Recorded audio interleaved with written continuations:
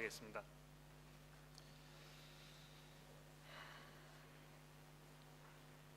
하나님 아버지, 오늘 저희가 이혼의 문제에 관해서 하나님의 말씀을 듣기를 원합니다. 이것이 몹시 어렵고 또 고통스러운 그런 주제인데,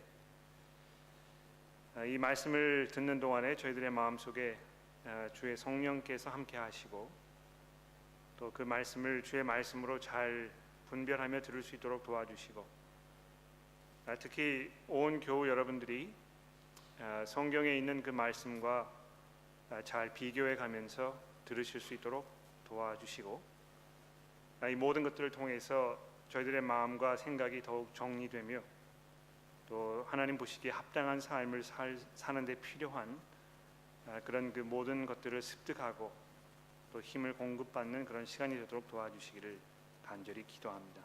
예수 그리스도의 이름으로 기도드렸습니다. 아멘. 자, 오늘 이혼의 문제에 관해서 생각해 보려고 합니다. 아마 모든 것이 그냥 제 결정에 달려 있었으면 아마 이 문제에 대해서 언급하지 않는 것이 더 좋지 않았을까 생각합니다. 그러나 우리가 성경을 쭉 읽어 나아갈 때 하나님께서 우리 삶의 그 모든 부분에 관해서 또 특히 하나님께서 생각하시기에 우리에게 너무 중요하다고 생각하시는 부분들에 대해서 말씀하실 때에 우리가 그것을 경청해서 듣고 또 우리의 생각을 정리할 필요가 분명히 있습니다. 제가 이것을 어떤 분들을 염두에 두고 설교를 드리는 것이 아니고 본문 말씀이 우리에게 피할 수 없는 그런 문제를 제시하고 있기 때문에 이것을 우리가 다룬다는 것을 여러분 염두에 두어 주시면 대단히 감사하겠습니다. 이것이 몹시 어려운 문제임에 분명합니다. 매우 민감한 문제이기 때문에 그렇습니다. 너무 그 상처가 크고 그 고통이 심각한 것이기 때문에 이 문제를 다루는 것이 그렇게 쉽지 않은 것이죠. 이미 우리가 알고 지내는 분들 또 우리 교회의 가족 식구분들 중에 그 상처와 아픔을 품고 있는 형제와 자매들이 계시기 때문에 그 어려움 중에 있는 분들에게 자꾸 그 어려움에 대해서 이야기하는 것이 그분들에게 그 고통을 더 가중시키는 그런 일일 수도 있기 때문에 더욱 이 문제에 대해서 우리가 다루는 것이 그렇게 쉽지 않다는 것입니다. 또 세상이 가지고 있는 가치관이 우리와 너무 다르기 때문에 이 문제를 다루는 것이 그렇게 쉽지 않습니다. 이 정당한 그 이혼의 사유가 무엇인가, 이런 문제를 이제 많은 분들이 생각하시고 이것이 하나님 보시기에 옳은 결정이었는가, 이런 문제를 많은 분들이 생각을 하십니다. 그런데 그 문제를 생각하는 데 있어서 세상 사람들이 가지고 있는 어떤 그 기준, 이런 것들이 너무 이 교회에 있는 성도들의 그 생각과 다르다는 것입니다. 일반적으로 요즘에는 보니까 이 성격의 차이, 이런 것이 이혼에 충분한 사유가 된다고 이렇게 생각을 하더군요. 그러나 하나님께서 이 문제에 관해서 어떻게 말씀하실 것인가, 이것을 우리가 생각했을 때 너무 우리가 일반적으로 가지고 있는 이 문제에 대한 그 이해와 생각이 큰 차이가 있다는 것을 느끼게 되는 것이죠. 많은 사람들이 다 한쪽으로 생각을 하고 있으면 나도 모르게 그 가치관을 따라가게 되고 또 거기에 점점 더 익숙해지는 그런 경우를 우리가 많이 보게 됩니다. 그래서 이 성도님들도 이 문제에 대해서 하나님의 말씀의 바탕을 두고 생각하기보다는 이 세상의 방법에 대해서 더 익숙해져 있을 수도 있다는 것입니다. 또 더군다나 이 문제에 대해서 아주 깊이 있게 또 성경적으로 잘 다루어 보는 그런 그 경우들이 많지 않기 때문에 교회 안에서 이 성도들이 이 문제를 생각할 때 있어서 하나님의 말씀으로 잘 이렇게 양육을 받기보다는 세상 사람들의 가지고 있는 생각과 가치관, 이것을 그냥 그대로 수용해 버리는 경우가 얼마나 많이 있는지 모릅니다. 그래서 그런 상황 속에서 이 문제를 다루는 것이 그렇게 쉽지 않습니다. 또 이 문제가 어려운 이유 중에 하나는 성경이 이 문제에 대해서 아주 분명하게 말씀하고 있지 않기 때문에 그렇습니다. 좀 의아하게 생각하실지 모릅니다만 사실 그렇습니다. 성경이 이 이혼의 문제에 관해서 아주 분명하게 이야기하고 있지 않습니다. 무슨 말씀이냐 하면 우리가 생각하는 그 헤어짐, 또 별거, 또 이혼 이런 표현들이 있지 않습니까? 그런데 그 표현들 사이에 존재하는 어떤 그 차이점들 이런 것들이 성경에서 그렇게 분명하게 설명되어 있지 않다는 것입니다. 어떤 경우에는 우리가 생각하는 이 별거라는 것이 이혼이라는 단어로 받아들여지기도 하고 설명되기도 하고요. 또 성경에서 어떤 그 돌이킬 수 없는 상황까지 간 그런 상황을 설명하면서 이 뭐 헤어졌다 또 떠나 보냈다 이런 그 여러 가지 다양한 표현들을 설명하고 있기 때문에 아주 분명하게 이 문제에 대해서 성경이 이렇게 이야기하고 있다고 정리하는 것이 아주 애매하고 어렵습니다. 또 더 나아가서 성경이 우리 그리스도인들에게 성도들에게 반드시 이혼을 해야 하는 경우들에 대해서 그렇게 분명하게 설명하고 있지 않다는 것입니다. 이러이러한 경우에는 여러분들이 반드시 이혼해야 합니다 라고 성경이 설명하고 있지 않다는 것입니다. 오히려 성경에서는 이 죄로 물들고 망가진 이 현 세상에서 우리가 싫든지 좋든지 간에 받아들일 수밖에 없는 현실이라고만 말하고 있습니다. 그래서 그런 상황이 벌어졌을 때 그럼 이렇게 하는 것이 가장 최선의 방법이라고 이런 방법으로 우리가 설명하고 있기 때문에요. 이 이혼에 대해서 어떤 그 특별한 케이스를 하나를 놓고 이것이 잘된 것이다 잘못된 것이다 이렇게 쉽게 이야기하는 것이 그렇게 쉽지 않다는 것입니다. 자, 그래서 이 문제를 우리가 생각할 때 있어서 우선 기본적으로 하나님께서 이 결혼에 대해서 생각하고 계시는 것을 우리가 먼저 정리해 볼 필요가 있습니다. 제가 이미 지난주에 이제 그 작업을 시작을 했습니다만 그래서 특히 예수님께서 가지고 계셨던 이 결혼관에 대해서 잠깐 말씀을 드렸습니다만 다시 그 문제를 돌아보도록 합시다. 마태복음 19장에 보시면 이런 사건이 기록이 되고 있습니다. 19장 말씀을 보시겠습니까? 마태복음 19장인데요. 3절 말씀부터 제가 읽어보겠습니다. 마태복음 19장 3절에 있는 말씀입니다. 바리새인들이 예수께 나와서 그를 시험하여 이르되 이혼에 관한 문제에 대해서 정말 하나님의 그 진리를 알기 위해서 이 문제를 던지고 있는 것이 아니고 예수님의 그 말씀에 이 꼬투리를 잡기 위해서 그를 곤경에 빠뜨리기 위해서 지금 이 질문을 하고 있다고 마태가 미리 전제를 두면서 이 문제를 설명하고 있습니다. 그를 시험하여 이르되 사람이 어떤 이유가 있으면 그 아내를 버리는 것이 옳으니까. 여러분 그래서 보십시오. 이 문제 자체가 잘못되었다는 것입니다. 어떤 경우에 아내를 버리는 것이 옳습니까? 어떤 경우에 이혼하는 것이 옳습니까? 이런 그 질문을 지금 바리새인들이 하고 있는 것입니다. 자, 그런데 예수님께서 그 문제를 그 질문을 받으시고 그 문제를 답하지 않으십니다. 이러이러한 경우에는 이혼해도 괜찮다 이런 식으로 설명하고 있지 않다는 것입니다. 어떻게 설명하십니까? 4절 말씀해 보십시오. 예수께서 대답하여 이르시되 사람을 지으신 이가 본래 그들을 남자와 여자로 지으시고 말씀하시기를 그러므로 사람이 부모를 떠나서 아내에게 합하여 그 둘이 한 몸이 될지라 하신 것을 내가 읽어보지 못하였느냐? 그런즉 이제 둘이 아니요 한 몸이니 그러므로 하나님이 짝지어 주신 것을 사람이 나누지 못할지니라 하시니 되어 있습니다. 예수님께서 뭘 말씀하시는 것입니까? 지금 이 사람들은요 어떻게 하면 이 정당한 이혼 사회를 우리가 찾을 수 있습니까? 하는 문제를 하고 있는 것인데 예수님께서는 그 질문에 대답하지 아니하시고 이 결혼에 대한 하나님의 이 기본적인 뜻과 목적에 대해서 말씀하고 있는 것이죠. 이제 둘이 아니고 한 몸이라는 것입니다. 그래서 그것을 도무지 사람이 나눌 수 없다고 예수님 전제하고 있는 것이죠.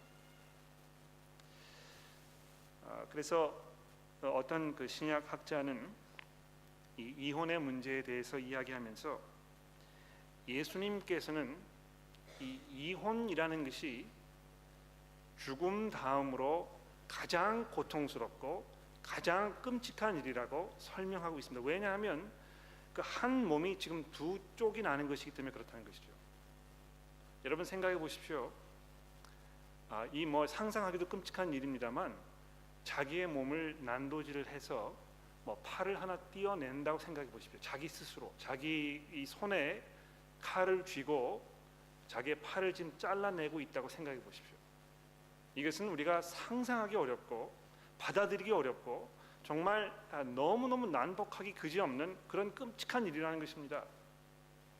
그런데 예수님께서 지금 이 이혼의 문제를 이야기하는 사람에게 이 하나님의 그 근본적인 결혼의 이 목적에 대해서 이야기하시면서 그 점을 밝히고 계신다는 것입니다.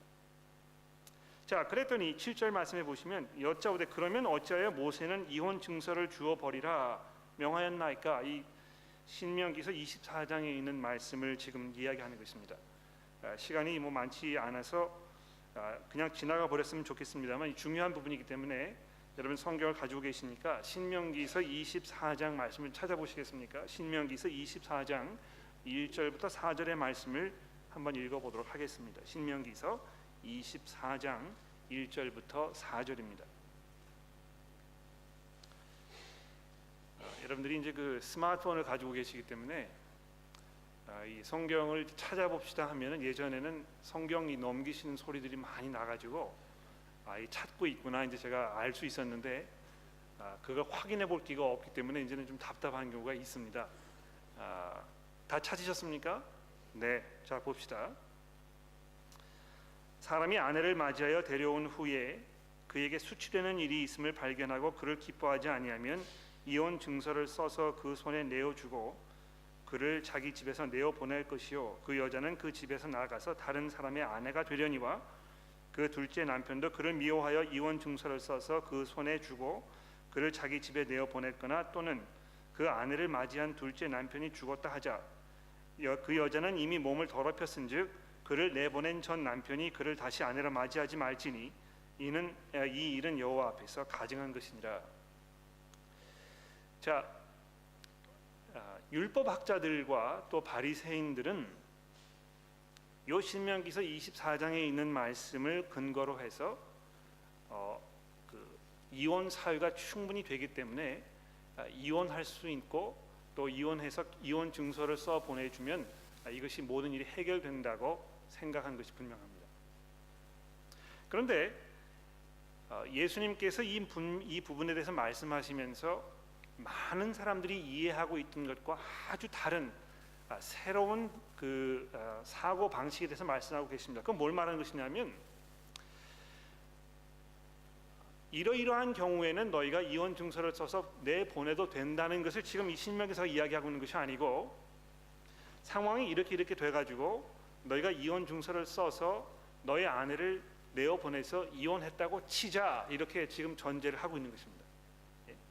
이러이러한 상황에서는 이혼 증서를 써서 내보내도 괜찮다 하는 것을 이 신명기서가 이야기하는 것이 아니고 상황이 이렇게 돼가지고 너희가 헤어지기로 결정을 해서 이혼 증서를 써서 내보냈다고 하자. 그럴 경우에는 이렇게 하는 것이 하나님의 눈에 보시기에 가증한 것이니라 지금 이렇게 말씀하고 있는 것입니다. 이해가 되십니까?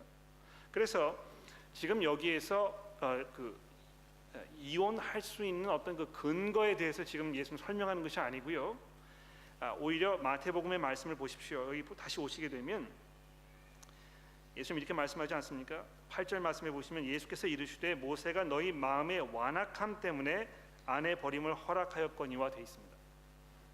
이것이 이 죄 가운데 살고 있는 사람들의 그 죄악 때문에 어쩔 수 없이 벌어지는 그런 그 현상이라는 것입니다. 이것이 하나님의 의도하신 바라든가 하나님께서 이러이러한 경우에는 이렇게 하는 것을 원하셨다거나 그런 전제로 말씀하시는 것이 아니고 사람들이 하도 악하기 때문에 사람들이 하도 끔찍한 일을 저지르는 것을 두려워하지 아니하기 때문에 이렇게 될 수밖에 없다고 지금 모세가 인정하고 있다는 것입니다. 그래서 그렇게 했거니와 본래는 그렇지 아니하니라. 내가 너희에게 말하노니 누구든지 음행한 이유 외에 아내를 버리고 다른 데 장가를 드는 자는 간음함이니라. 자, 이렇게 이야기하시면서 예수님께서 이혼할 수 있는 어떤 그 근거에 대해서 한 가지를 이제 말씀하고 있습니다. 자, 많은 분들이 이혼의 문제를 생각할 때 아주 의견이 분분합니다. 이 신학자들 사이에서도 이 의견이 아주 분분한데요. 어떤 분들은 무슨 상황에서든지 어떤 일이 있어도 이혼은 인정할 수 없다, 이렇게 생각하시는 분들도 있습니다. 또 반면에 어떤 분들은 상황이 이렇게 되면 이혼하는 것이 최선의 방법이고 그것이 가장 좋은 길이라 이렇게 생각하시는 분들도 있다는 것입니다. 자, 그런데 성경 전체를 보시게 되면 예수님께서도 이러이러한 경우에 또 사도 바울도 그렇고 예수님도 그렇고 구약 성경도 그렇지만 이러이러한 경우에는 이혼해도 좋다고 말씀하지 않습니다. 오히려 그분 말씀하시는 것은 상황이 이렇게 돼서 이혼할 수밖에 없으면 그러면 이렇게 해라 말씀하고 있다는 것입니다. 자, 그것을 전제로 돼서 이제 오늘 본문 말씀인 고린도전서 7장으로 넘어가서 이 문제를 좀 살펴보도록 하겠습니다. 자, 7장 10절의 말씀을 보시겠습니까? 여기 보시게 되면 남편과 아내가 갈라서는 경우에 대해서 말씀하고 있습니다. 결혼한 자들에게 내가 명하노니 명하는 자는 내가 아니요 주시니라. 자, 이 명하는 자는 내가 아니요 주시니라는 말 뭘 말하는 것입니까? 지금 예수님께서 하셨던 말씀을 내가 직접 인용하는 것이다, 이렇게 얘기하는 것입니다. 여자는 남편에게서 갈라서지 말고, 즉 이 마태복음 19장에 있는 그 말씀 좀 인용하고 있는 것이거든요. 남편에게서 갈라서지 말고 되어 있습니다. 자, 그런데 11절 말씀을 주목해 보십시오. 만일 갈라섰으면, 갈라서도 좋다는 말을 얘기하는 것이 아니고요, 무슨 상황에서든지 어떤 이유에서든지 너희가 갈라서게 되었으면 그대로 지내든지 다시 그 남편과 화합하든지 하라, 이렇게 되어 있습니다. 자, 그러면 지금 여기 다시 말해서 이혼까지 가지 않은 상태를 말하는 것입니다. 예? 다시 그 화해를 해가지고 그 별거 중에 있던 상태가 다시 회복될 수 있는 그 상황에 대해서 지금 얘기하고 있는 것입니다. 그래서 이 부분이 이 이혼에 대해서 지금 단도직입적으로 얘기하고 있지 않다는 것입니다. 이해가 되십니까? 만일 갈라섰으면 그대로 지내든지 다시 그 남편과 화합하든지 하라, 이렇게 되어 있습니다. 별거와 이혼에 분명한 차이가 있습니다. 별거 중이면서도 결혼 상태에 있을 수 있고요. 또 함께 결혼 생활을 한 집에서 한 지붕 아래서 할 수 없으면 별거 하면서라도 그 결혼 생활을 유지하라는 것입니다. 이혼까지 가지 말라는 것이죠. 가급적이면 화해할 수 있는 그 상황과 여건을 끝까지 유지하라는 것입니다. 그래서 갈라섰으면 그대로 지내든지, 여기 그대로 지내든지라는 말은요, 갈라선 상태에서 서로의 그 화해의 어떤 그 근거와 또 기회를 엿보고 이렇게 하라는 걸 얘기하는 것입니다. 그래서 그대로 지내든지 다시 그 남편과 화합하든지 하라, 이혼까지 가지 말라는 것입니다. 또 남편도 아내를 그렇게 버리지 말라고 이야기하고 있는 것을 볼 수 있습니다. 자, 그런데 그런 후에 사도 바울이 이혼의 문제에 대해서 이제 얘기합니다. 어떤 경우입니까? 12절 말씀해 보십시오. 그 나머지 사람에게 내가 말하노니 이는 주의 명령이 아니라, 이 뭘 말하는 것입니까? 이거 이제 읽어보니까 이거는 어떤 그 하나님의 권위적인 그런 얘기가 아니고 사도 바울의 어떤 개인적인 견해를 말하는 것이구나, 이렇게 받아들이시는 분도 있습니다만 그런 뜻이 아니고요. 이것은 예수님께서 마태복음이나 이런 그 경우에 여러 가지 상황을 얘기하셨을 때 지금 사도 바울이 이야기하고자 하는 이 부분에 대해서 언급하지 않으셨기 때문에 지금 자기가 사도의 권위로서 예수 그리스도의 그 성령의 능력 가운데 있는 자로서 이제 내가 여러분에게 설명드린다 하는 것을 지금 얘기하는 것입니다. 그래서 사도 바울이 지금 여기서 하는 그 이야기가 어떤 그 가치가 떨어지거나 덜 중요하거나 그런 뜻이 아니라는 것을 여러분 이해하십시오. 만일 어떤 형제에게 믿지 아니하는 아내가 있어 남편과 함께 살기를 좋아하거든 그를 버리지 말며, 어떤 여자에게 믿지 아니하는 남편이 있어 아내와 함께 살기를 좋아하거든 그 남편을 버리지 말라. 자, 그런데 14절에 보십시오. 죄송합니다. 15절 말씀해 보십시오. 그러나 혹 믿지 아니하는 자가 갈리거든 갈리게 하라. 뭘 말하는 것입니까? 남편과 아내 중에 한 사람이 믿지 않는 사람일 경우에 그 사람이 우리 이혼하자 이렇게 얘기하면 이혼해서 갈 수 있다는 것입니다. 이해가 되십니까? 혹 믿지 아니하는 자가 갈리거든 이란 말은 믿지 않는 사람이 이 이혼을 원하게 되면 그때는 그 사람의 그 배우자가 이혼할 수 있다는 것을 얘기하는 것입니다. 자, 그래서 성경 말씀이 이 이혼의 문제에 대해서 얘기할 때 이러이러한 경우에는 이혼해도 좋습니다. 이거 정당한 이혼 사유가 됩니다. 이렇게 우리에게 어떤 여러 가지 그 상황들 쭉 설명하기보다는 하나님의 그 기본적인 뜻에 대해서 말씀하고 있고요.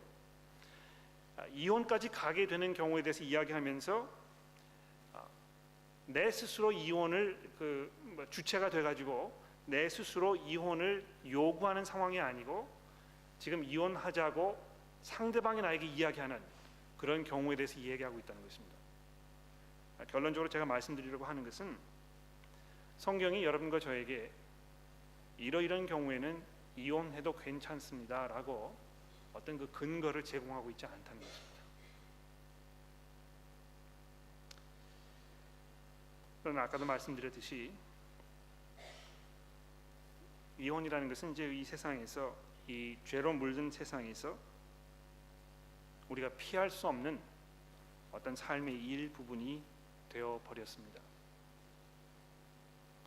그런 상황 속에서 이혼까지 갈 수밖에 없는 그런 일들이 벌어질 수 있다는 것입니다.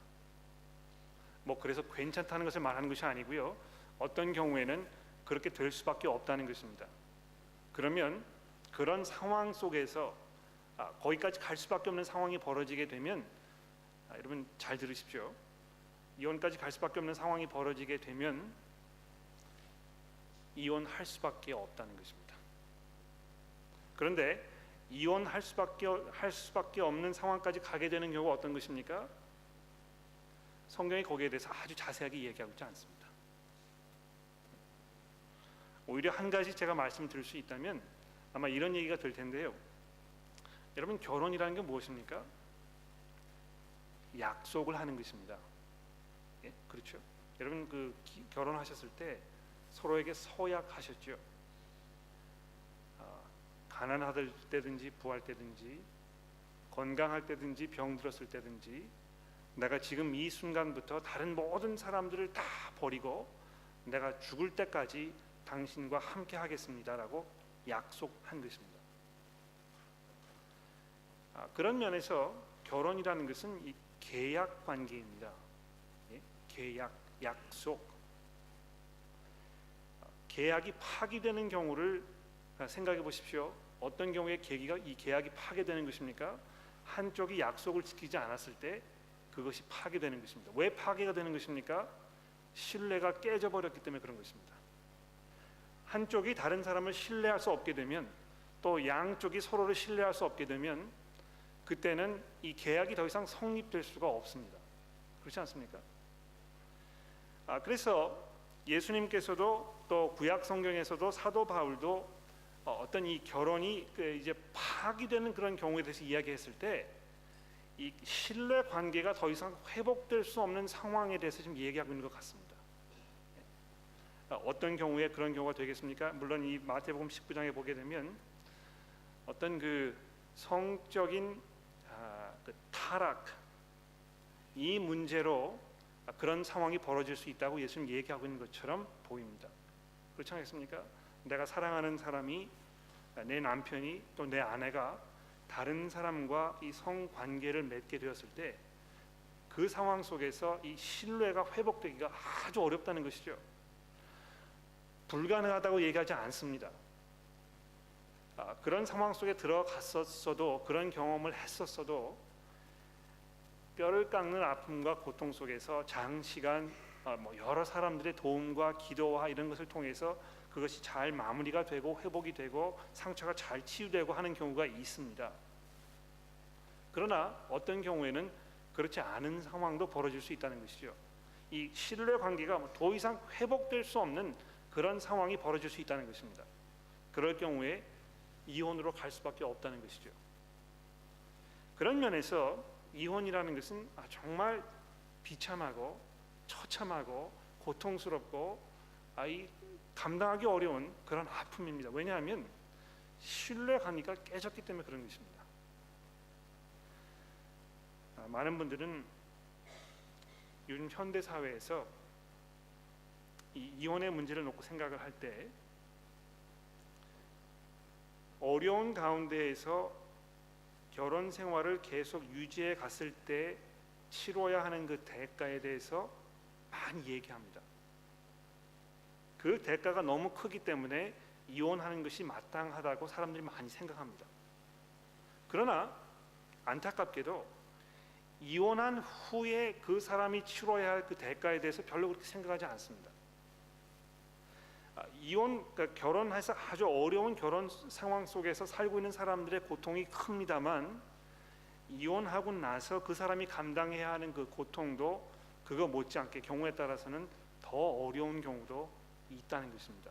그래서 이 이혼하게 되면 지금 내가 처해 있는 이 어려운 상황을 다 해결해 버릴 것이라고 생각하는 것이 별로 그렇게 지혜롭지 않다는 것이죠.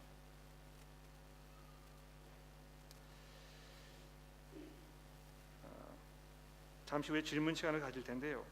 혹시 제가 여러분 설교를 들으시면서 더 혼란스럽다고 생각이 되시면 질문 시간에 질문을 좀 해주시면 좋겠습니다. 본문 말씀에 이 마지막 중요한 부분이 하나가 있기 때문에 여러분에게 말씀을 드리고 이제 질문 시간으로 넘어가 보도록 하겠는데요. 많은 분들이 이 고린도전서 7장에 있는 이 나머지 부분을 가지고 믿지 않는 사람과 결혼하는 것이 괜찮지 않습니까?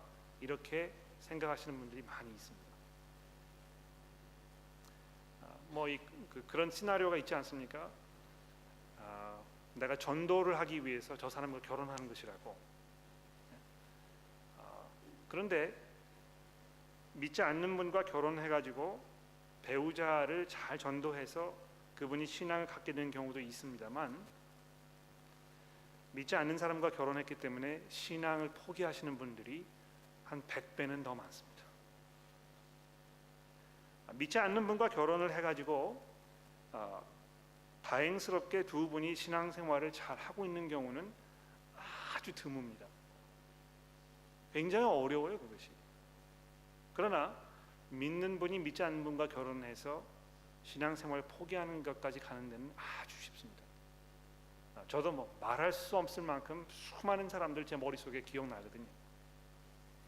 그러므로 여러분 이 믿지 않는 사람과 결혼해서 오늘 본문 말씀해 보시게 되면 14절에 보시면 믿지 아니하는 남편이 아내로 말미암아 거룩하게 되고 이렇게 되어 있으니까 내가 믿지 않는 남편과 결혼해가지고 그 남편이 나로 인해서 거룩하게 될 수 있지 않겠느냐 이렇게 생각하실 수 있습니다만 본문의 말씀에 대한 오해라는 것입니다. 잘 한번 들어보십시오. 여기 믿지 아니하는 남편이 아내로 말미암아 거룩하게 되고 하는 것은요, 그 사람이 하나님 보시기에 합당한 사람이 된다는 걸 얘기하지 않습니다.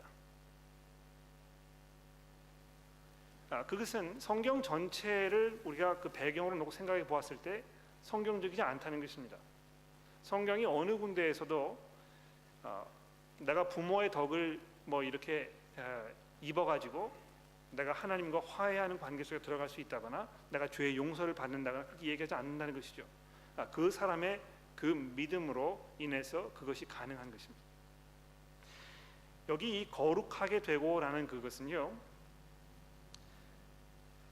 믿는 나 사람과 결혼한 그 배우자의 경우에는 믿지 않는 사람과 그냥 결혼해서 함께 살고 있는 이 믿지 않는 어떤 그 부부 관계와 다른 면이 분명히 있기는 있다는 것입니다. 이해가 되십니까? 내가 지금 신앙이 없는 사람인데요, 신앙생활을 잘 하고 있는 사람과 결혼했을 경우에는 나는 다른 일반 어떤 믿지 않는 사람들과 분명히 어딘가 다른 점이 있기는 있다는 것입니다. 그런데 그 다른 점이 무엇인지에 대해서는 이 본문 말씀이 아주 자세하게 설명하고 있지 않습니다. 여기 거룩하게 된다는 것은 그냥 구별됐다는 것을 말하는 것입니다. 좀 다른 점이 있다는 걸 말하는 것입니다. 일반 사람들과 다른 부분이 있다는 것을 지금 말하고 있는 것이죠.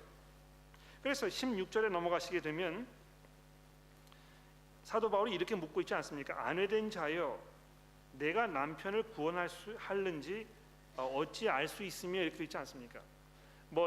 믿지 않는 사람과 결혼했을 경우에 그 사람을 구원할 수 있을지도 모르겠고 또 그렇게 되지 않을 경우도 있다는 것입니다. 그러므로 이 믿지 않는 사람과 결혼했기 때문에 믿지 않는 그 사람이 자기 배우자의 믿음으로 인해서 하나님과 이 화해하게 되고 그런 그 자리까지 가게 될 것이라고 생각하는 것은 이 본문 말씀에도 맞지 않습니다. 그래서 혹시 여러분들 가운데 혹시 이 자리에 아직 결혼하지 않은 상태에 계시는 분들 중에서 믿지 않는 사람과 내가 결혼해야 되겠다 생각하시면 그렇게 하지 마십시오. 이게 아주 큰 도박입니다. 오히려 대단한 대가를 치르셔야 하는 경우가 태반이고요. 경우에 따라서는 여러분의 신앙도 포기해야 되는 경우가 벌어질지 모른다는 것입니다. 자, 제가 이 정도로 말씀을 드리고 이제 여러분들에게 질문을 좀 받아보는 시간을 가져보도록 하겠습니다. 이것이 쉽지 않은 그런 부분이기 때문에 제가 이혼의 문제에 관해서 모든 걸 포괄적으로 다 설명드리기가 어려웠습니다만 아마 질문 시간을 통해서 여러분의 질문을 저희가 받아보게 되면 아마 좀 더 보충적인 설명이 가능하지 않을까 생각이 듭니다. 그래서 일단 옆에 계시는 분들과 함께 좀 궁금한 점이라든지 아직 해결이 되지 않은 부분들이 있으시면 서로 한번 얘기해 보시고 그 다음에 서로 질문을 받아보는 그런 시간을 가져보도록 그렇게 하겠습니다. 네, 충분히 설명이 되지 않았거나 또 설교를 들으시고 더 혼란스러워지셨거나 그러시면 지금 질문을 좀 해주시면 아마 이 모든 분들 생각을 정리하는데 많이 도움되지 않을까 생각이 드네요. 질문이 있으시면 질문을 좀 해주시면 감사하겠습니다. 네, 우리 이귀량 교우님. 두 가지 질문이 있는데 시간 되시면 두 가지 하셔도 되고 아니면 하나를 해도 되는데요. 첫째는 아까 목사님께서 결혼은 그 약속이고 그 근거가 계약이라고 그랬었는데 우리가 결혼이 계약이다라고 했을 때 신뢰가 깨지면 이제 그 계약은 무효가 되는 건데요.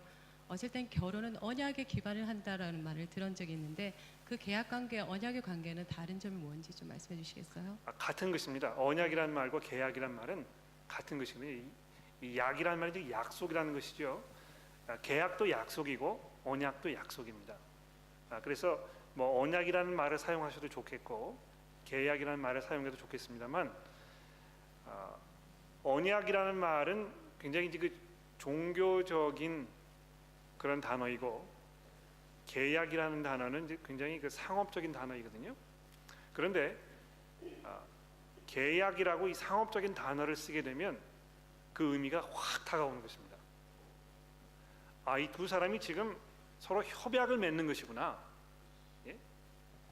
나는 이렇게 할 테니까 당신은 이렇게 하십시오. 동의하십니까? 그러면 우리 결혼합시다. 이것이 결혼의 근본적인 그 성경적인 모습입니다. 그래서 그런 의미에서 믿음이 깨졌을 때 하나님께서 의도하셨던 결혼의 기본적인 모습이 무너지게 되는 것이죠. 두 번째 질문이 있으시다고 하셨는데, 예, 두 번째 질문은 우리 그리스도인이 어떤 도덕적인 면에서 그 뭐 윤리적으로 다른 그 종교를 가진 뭐 이렇게 이슬람 종교나 유대교나 뭐 그런 그 종교의 어떤 그 의무적으로 지켜야 되는 어떤 그 윤리적인 면과 좀 다른 면이 있다면 그 도덕적인 가치에서 목사님 그 부분에 대해서 오늘 말씀과 함께 연결해서 말씀해 주시겠어요? 죄송합니다. 다시 한 번 불러 질문을 해주시겠어요? 왜냐하면은 우리가 그 이혼의 문제라든지 음행의 문제를 해야 한다, 하지 말아야 된다 어떤 룰에 그렇게 할 때 외적인 면에서 룰을 지키는 어떤 이슬람교나 다른 종교와 우리가 결코 그리스도인으로서 그런 외적인 룰에 우리가 그 것에 두지 않고 우리가 그 어떤 내면적이고 그 가치에 도덕적인 그 높은 가치의 기준을 둔다 할 때 어떤 면으로 우리가 어떤 이혼을 안 했다 이런 것들의 룰보다는 우리가 더 깊은 면에서 그리스도인으로서 가져야 하는 그 이혼의 문제에 대한 접근이라든지 도덕적인 면에 대해서 목사님의 그런 걸 좀 듣고 싶거든요. 네, 최선을 다해서 대답을 해드리도록 해보죠.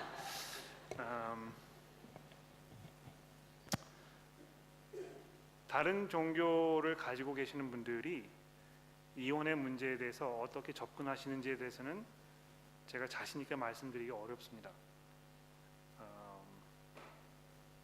모르기는 몰라도 그 일반적으로 다른 종교를 가지고 계시는 분들은 이혼의 문제를 어떤 그 개인주의적인 자기 중심적인 생각으로 접근하지 않을까 제가 그렇게 예상을 해 봅니다만 뭐 모든 경우에 다 그렇다고 단정짓기는 어렵습니다. 그런데 성경이 우리에게 이야기하는 바는 아까도 제가 말씀을 드렸지만 그 결혼이라는 것에 대해서 하나님께서 가지고 계시는 기본적인 목적과 계획을 우리가 잘 이해하는 것이 가장 핵심이 아닐까 생각을 합니다. 그래서 남자와 여자가 홀로 있는 것이 별로 바람직하지 않게 보이셨다는 것입니다. 물론 이제 나중에 그 독신으로 지내는 것에 대해서 우리가 다음 주에 다루게 될 것입니다만 기본적으로 하나님께서 세상을 만드셨을 때 남자와 여자가 한 몸을 이루어서 함께 연합해서 사는 것이 하나님의 기본적인 그 계획이라고 말씀하지 않으셨습니까? 그러면 결혼을 해서 결혼 생활을 할 때 그 목적이 실현되고 거기에 부합될 수 있도록 우리가 끊임없이 수고하고 노력하는 그런 모습을 유지해야 할 것입니다. 그러니까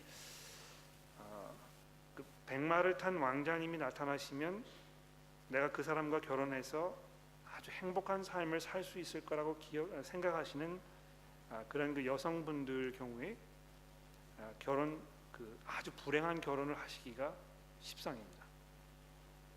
뭐냐면 그분들은 이 결혼의 성패가 내 상대방에게 달려있다고 생각하는 것이거든요. 내가 누구와 결혼하느냐에 따라서 내가 행복한 결혼 생활을 할 것이냐 못할 것이냐 거기에 그 성패가 좌우된다고 생각합니다. 그러나 성경은 그렇게 얘기하지 않습니다.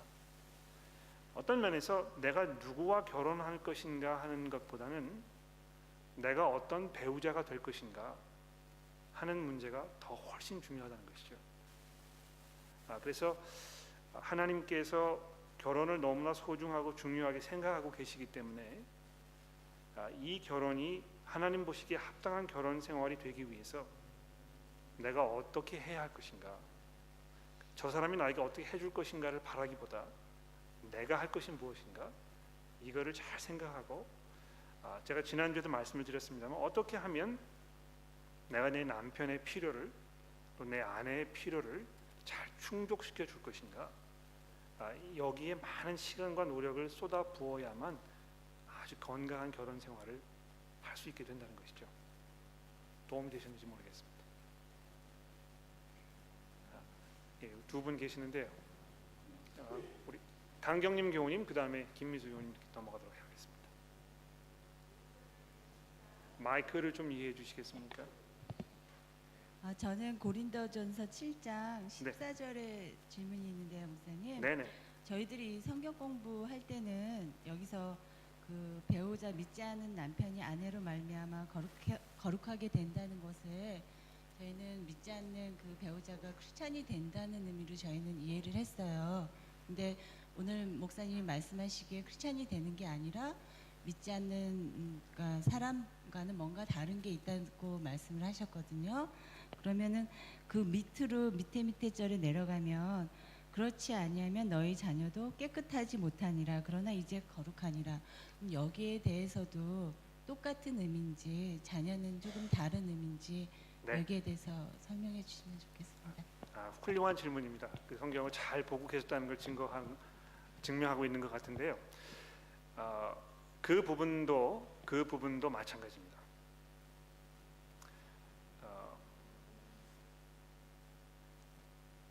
이건 이제 그 실제적인 경우인데요. 어머님께서 신앙생활을 잘 하고 계시고 아버지는 전혀 신앙생활에 관심이 없고 복음에 아주 적대적인 그런 생각을 가지고 계시는 그런 그 두 부부가 결혼을 살고 있습니다. 근데 거기에서 태어난 그 자녀가 누구의 영향을 받으며 자라날까요? 이게 아주 곤란한 문제거든요. 모든 케이스가 아주 동일하게 똑같은 결과를 가져오지 않습니다. 예를 들어서 신앙생활을 잘하는 어머니 밑에서 자라난 그 딸이 어머니와 아주 좋은 관계를 맺고 있기 때문에 어머님의 좋은 영향을 받아서 아버지가 그 그리스도인이 아닌데도 불구하고 신앙을 잘 이렇게 전수받아가지고 신앙생활을 잘 하는 경우도 있습니다. 반면에 아들이 아버지와 아주 가까이 지내거든요. 남자이기 때문에. 그래서 아버지의 생각을 그대로 받아가지고 어머님이 뭐 아무리 수고하고 기도하고 전도하려고 하고 성경을 읽어주고 해도 그게 뭐 다 그냥 수포로 돌아가는 경우도 있다는 것입니다. 제가 어떤 경우를 보았느냐 하면 어린 아이가 교회에 와서 어머니의 손을 붙잡고 교회에 와가지고 주일학교에 가서 성경을 잘 배우고 집에 돌아가면 그 아버지가 그 아이를 앉혀놓고 너 오늘 교회 가서 뭐 배웠니? 교회에서 이렇게 얘기해요. 그러면 그 아버지가 아이 다 거짓말이야. 세상에 그런 게 어디 있어? 그래가지고 그 아이가 우리 아빠가 그렇게 얘기해서 나 이제 교회 안 갈래요. 그런 경우도 있었습니다. 그래서 지금 여기에 그 자녀가 거룩하여진다고 이야기하는 것이 이 자녀도 그 구원 얻을 것이라는 문제에 대해서 아주 명확하게 얘기하고 있지 않다고 생각합니다. 여기 그 거룩하다는 말은 일반적인 다른 믿지 않는 사람들과 어떤 면에서 차이점이 있다는 것입니다. 그 차이점이 어떤 것인지에 대해서 아주 분명하게 얘기하지 않습니다. 김미수 교우님. 저는 아주 간단한 네. 문제입니다. 다 알고 계실 것 같은데 제가 조금 정확하게 좀 알고 싶어서 다시 질문을 하겠습니다. 성경에 나온 말로는 정욕을 참지 못할 때 결혼 안 한 사람 그게 처녀 총각이라 저는 생각을 했는데 이혼한 사람도 그게 포함이 됩니까? 네, 좋은 질문인데요. 7 고린도전서 7장 8절 말씀해 보십시오. 고린도전서 7장 8절에 보시면 내가 결혼하지 아니한 자들과 과부들에게 이르노니 나와 같이 그냥 지내는 것이 좋으니라. 만일 절제할 수 없거든 결혼하라.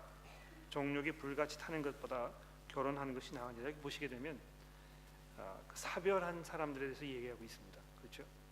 남편과 사별해가지고 과부로 살던 사람이지만 어떤 그 자기의 성적인 필요, 뭐 욕구, 또 이건 꼭 성적인 것만이 아니더라도요. 그 홀로 지내는 데 있어서의 그 감당하기 어려운 외로움 이런 것들일 경우에 결혼하는 것이 좋다는 것입니다.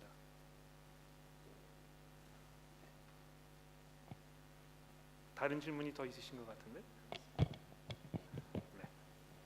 또 질문이 있으십니까? 최보현 교우님.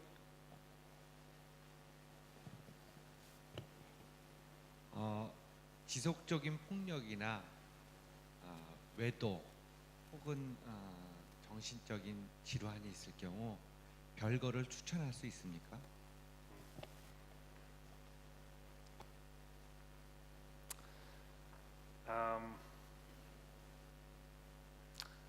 어떤 경우에든지 그 폭력을 당하시고 있으면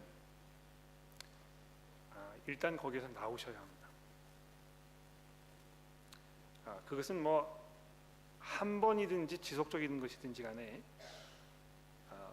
그러니까 뭐 부인에게 폭력을 당하는 남편은 별로 없는 것 같아요. 그러나 대부분의 경우에 남편에게 이제 폭력을 당하지 않습니까? 그런 경우가 있으시면 빨리 거기서 나오십시오.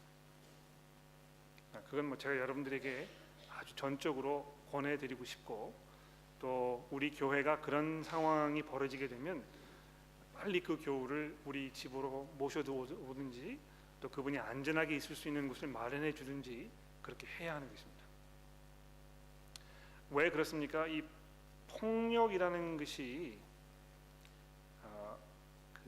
어떤 그 성적 외도와 마찬가지로 신뢰 관계에 대한 치명적인 그 파괴 행위거든요.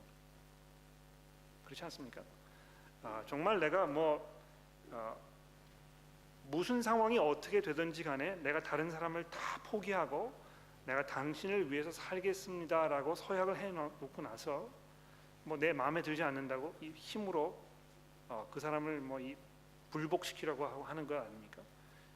그 신뢰 관계의 철저한 파괴이거든요. 거기서 일단 도피하셔야 하는 것입니다. 별거라는 단어를 사용을 하셨는데요. 아마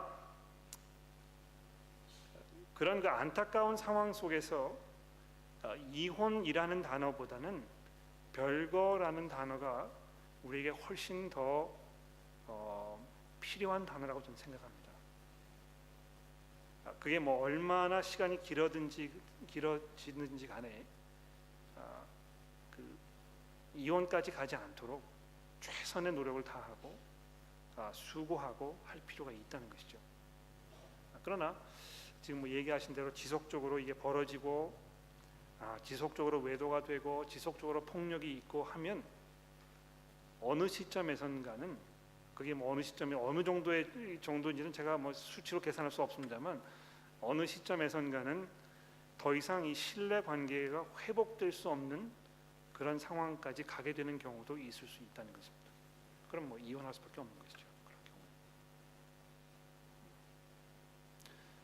또 질문이 뒤에 있으신 걸로 제가 알고 있는데, 네. 우리 식구들 중에서도 이혼을 하고 벌써 이혼한 것 때문에 참 여러 가지로 괴로워하고 죄책감을 가지고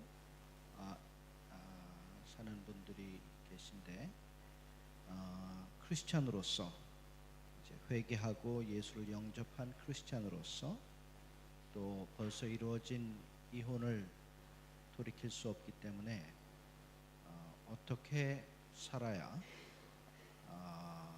짐을 내려놓고 자유로운 삶을 살 수 있는지에 대해서 좀 이야기해 주세요.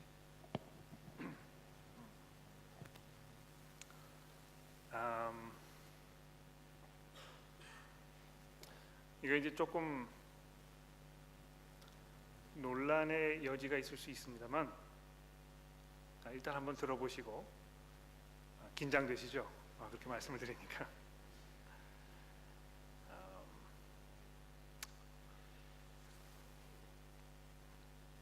저는 이혼 자체가 죄라고 생각하지 않습니다. 놀라셨죠? 이혼이라는 것은 이미 다 망가지고 상처투성이가 된 것의 그 파생물일 뿐입니다. 그러니까 이제 합법적으로 이 결혼이 이제 파기되었다 하는 것을 공적으로 선포하고, 그리고 그 사람으로 하여금 재혼할 수 있는 가능성을 열어주는 그런 그 시점이거든요. 그러나 그런 시점에까지 가기 이전에 이미 신뢰 관계가 깨어져 버린 그것이 훨씬 더 문제인 것입니다. 그래서 신뢰 관계가 많이 타격을 입고 상처를 입고 이게 점점 어려워지고 하더라도 그것이 회복될 수 있는 가능성을 열어두고 그 별거해서라도 끝까지 이것을 유지시켜 나가는 것이 필요합니다만, 제가 아까 말씀드렸듯이 어느 시점에선가는 그것이 도저히 이제 불가능한 그런 상황까지 갈 수 있다는 것입니다. 그렇죠?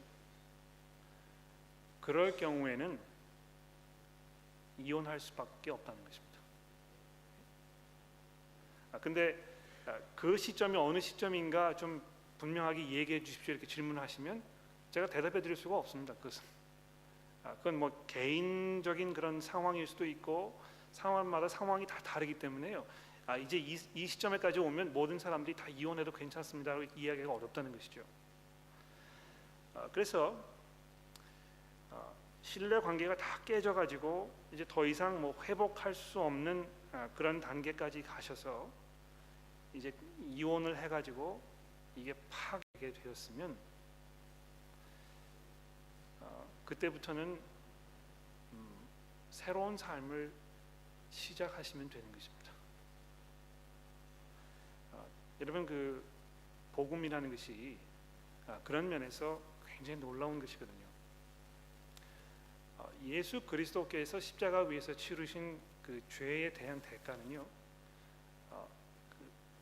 감당하지 못할 죄가 없습니다. 이건 아무리 끔찍하고 흉악한 그런 범죄자의 죄이었더라도 예수 그리스도 그분의 그 보혈의 피로 인해서 그 사람이 용서를 받을 수가 있고 거듭남의 은혜 가운데에서 새로운 삶을 시작하실 수 있습니다. 그러므로 이제 이미 그 이혼 관계, 그 이혼의 상태에 들어가신 분들이라면 이제 거기서 자유하실 수 있는 것입니다. 더 이상 이 과거의 어떤 그 상황에 대해서 후회하거나 괴로워하거나, 물론 그것이 하루아침에 사라지지 않을 것입니다만, 이제 그 상태까지 왔기 때문에 하나님께서 여러분들에게 그 새로운 삶을 시작하시기를 원하고 기다리고 계시거든요. 그 삶이 어떤 것인가에 대해서 이제 다음 주와 그 다음 주에 그 본문 말씀을 통해서 좀 더 자세하게 살펴보게 될 것입니다. 시간이 많이 지났으니까 기도하고 마치도록 하죠.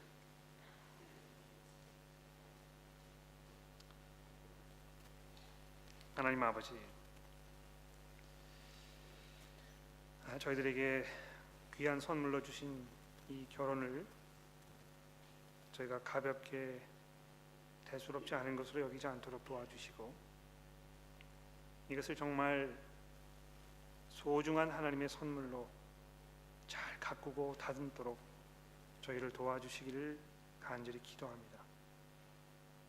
그래서 하나님께서 의도하셨던 이 결혼의 목적이 저희들의 삶을 통해서 실현되게 하시고, 또 그것이 무엇보다도 예수 그리스도와 교회의 그 연합을 의미하는 그런 하나님의 상징적인 선물임을 저희가 기억하면서 그 그리스도와의 연합을 우리가 바라보는 마음으로 우리의 결혼 생활을 살아가도록 도와주시기를 기도합니다. 하나님, 저희 가운데 이혼의 상처와 아픔으로 고통과 고민과 어려움 가운데 계시는 교우 여러분들을 하나님께서 어루만져 주시고 또 교회에 있는 여러 성도들의 그 따뜻한 손길을 통해서 그분들이 마음속에 위로와 평안을 얻으며 또 새로운 삶을 하나님의 나라에 대한 소망 가운데 살아가실 수 있도록 도와주시기를 저희가 간절히 기도합니다. 저희가 서로의 짐을 함께 나누며 또 깊이 서로를 사랑하고 아끼는 마음으로 우리 주변에 있는 형제 자매들을 돌보는 그런 교회의 모습을 갖추어 가도록 저희를 도와주시기를 예수 그리스도의 이름으로 기도드렸습니다.